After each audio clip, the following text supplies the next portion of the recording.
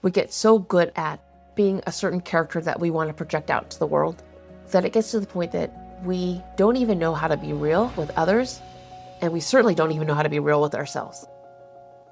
For someone who had this core belief of, if you could truly see me, all things stripped away, I'm unlovable.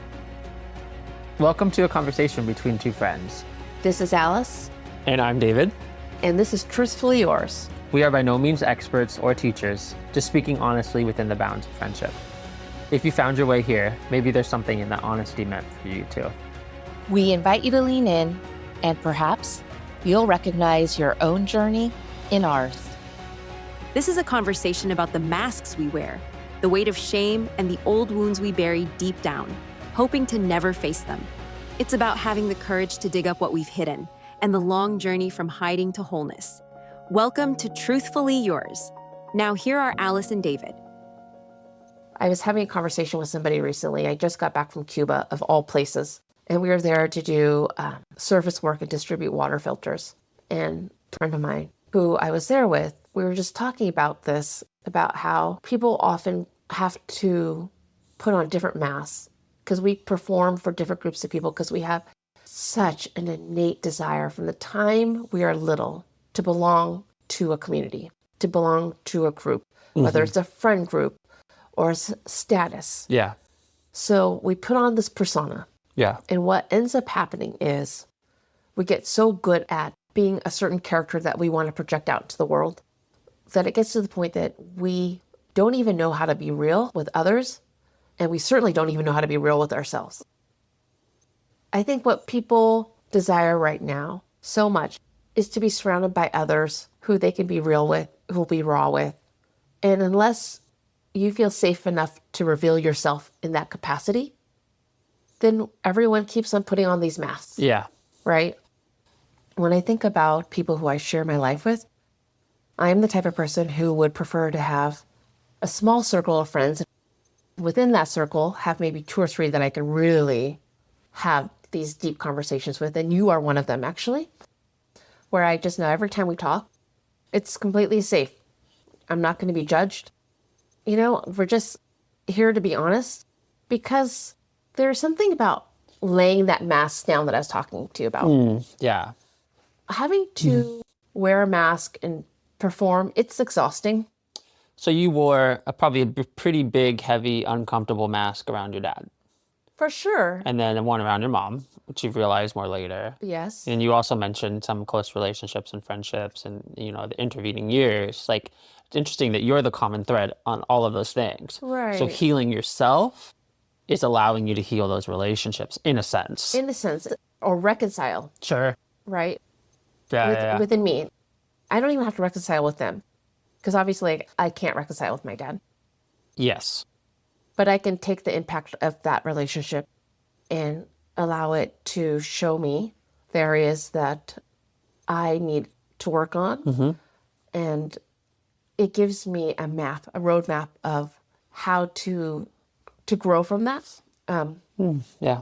How to grow from it. Because when I think about my dad and the harm that he did to our family, it's easy to be angry. I'm not angry. Actually, I've come to terms with him a long time ago. Have you forgiven your dad? I have forgiven my dad, but that doesn't mean the consequences of the way he treated us did not have a huge, profound impact on my life.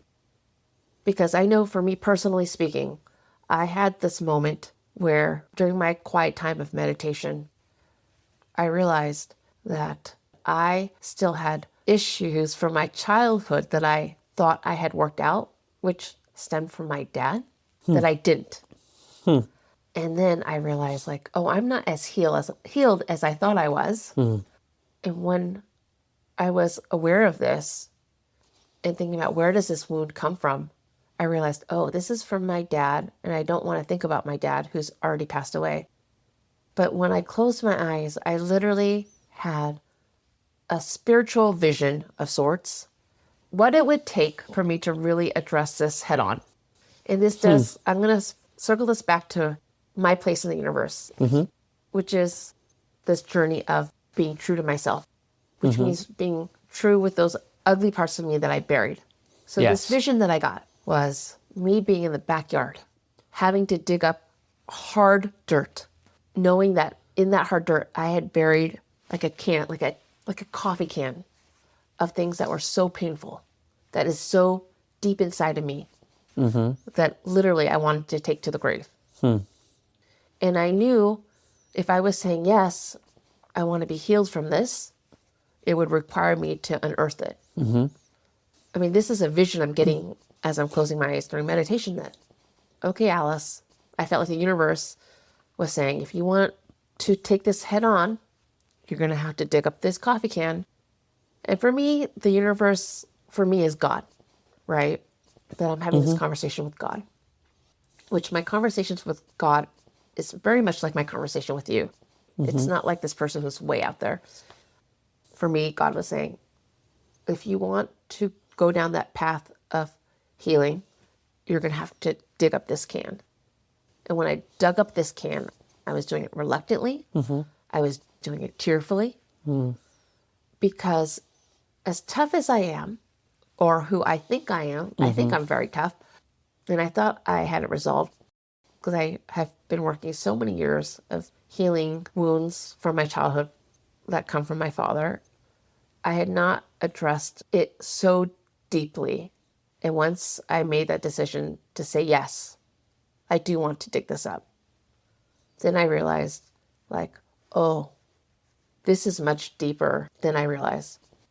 Like, it's not only my dad, I have issues with my mom. And then I started reflecting about relationships with different people I've had, friends, even current friends, thinking, oh, I've been self-abandoning myself for some time. I've gotten better at it. Right.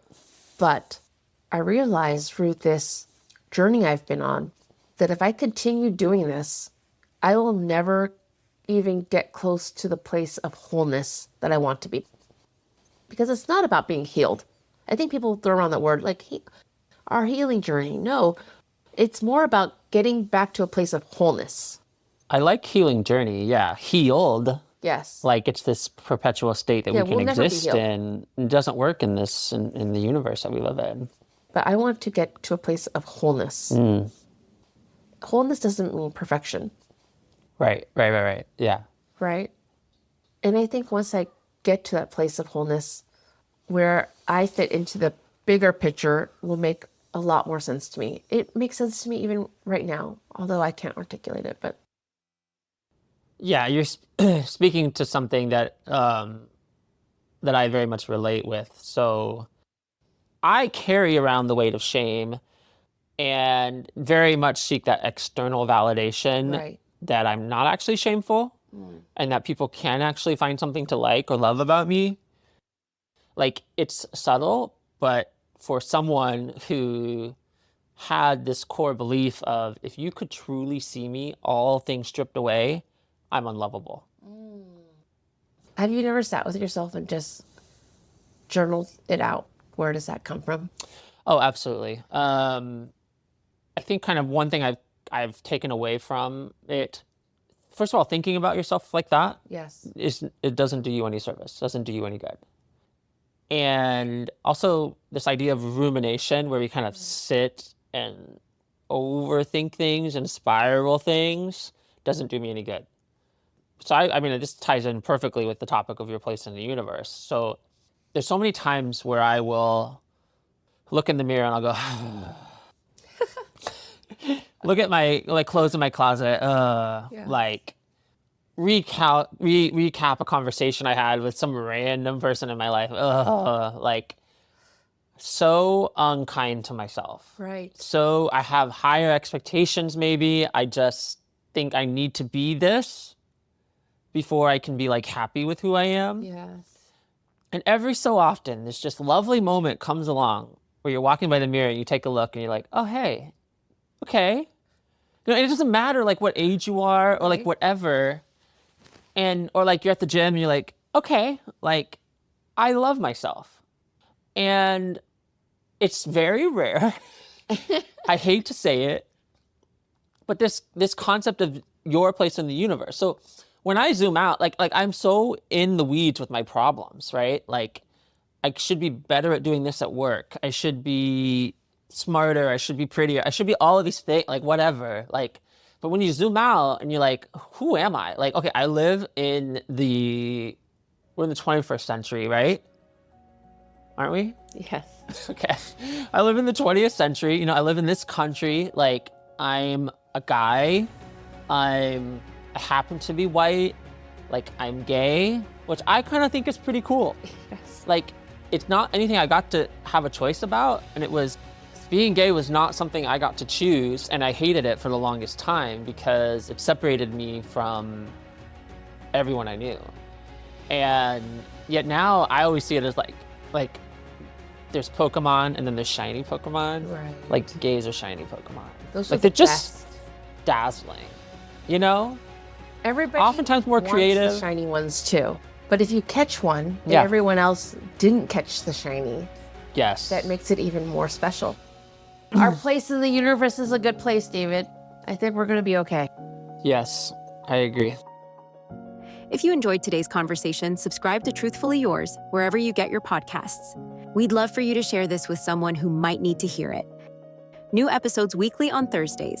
For more about the show and Alice and David, visit truthfullyyours.com.